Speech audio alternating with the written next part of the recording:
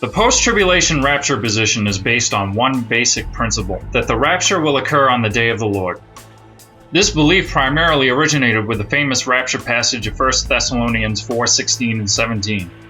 There, the Apostle Paul described the church rapture in vivid detail, but he also mentioned its timing in chapter 5, with an apparent link to the day of the Lord in verse 2.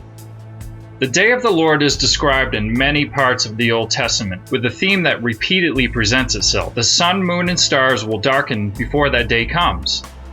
In Matthew 24:29, Jesus told his disciples that these particular celestial anomalies would not even begin to take place until after the tribulation. So if the sun, moon, and stars will darken before the day of the Lord comes, and these particular celestial events, according to Christ, won't even begin to take place until after the tribulation, then this at least proves that the coming day of the Lord is to be a strict post-tribulation event. This presents a major problem for pre-tribulation rapture advocates, because if Paul's intention was to carry the subject of the rapture timing into 1 Thessalonians chapter 5, it would suggest that Paul viewed the post-tribulation day of the Lord as the day that will finally usher in the rapture of the present-day church. In response, pre-tribbers completely disconnect 1 Thessalonians chapter 5 from the famous rapture verses. This is necessary in order for them to uphold their theory. Here's the problem. In chapter 5, verse 6, Paul then gives the present-day church the following instruction. Therefore, let us not sleep, as do others, but let us watch.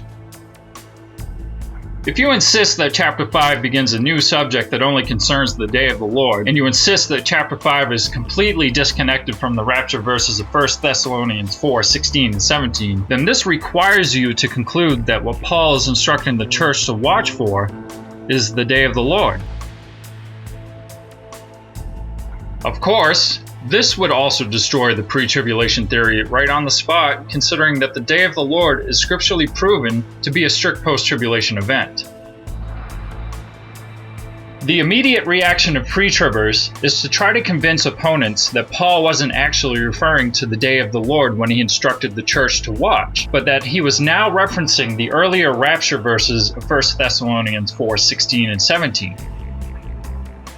But by trying to divert around the day of the Lord once more, they have inadvertently reconnected the famous rapture verses of 1 Thessalonians 4:16 and 17 to chapter 5, indirectly admitting that chapter 5 does actually concern the rapture.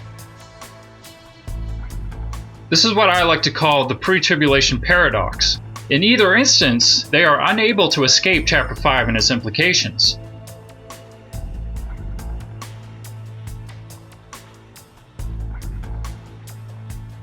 So what is the truth? The fact is, Paul never changed subjects in chapter 5. Here's why. Upon establishing the rapture doctrine for the church in 1 Thessalonians 4, Paul referred to the dead in Christ as those who now, keyword, sleep. The truth is, Paul returned to this metaphorical description of the resurrection and rapture far into chapter 5, into verse 10 in fact. Whether we wake or sleep, we should live together with him. This proves, without doubt, that chapter 5 had been fully connected to 1 Thessalonians 4:16 and 17 the entire time.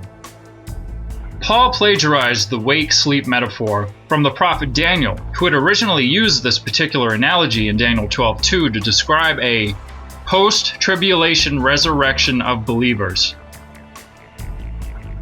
Again, this shows that Paul did actually carry the rapture doctrine into chapter 5. He did this in order to mention its timing, and that he viewed the post-tribulation day of the Lord as the event that will usher in the rapture of the present-day church.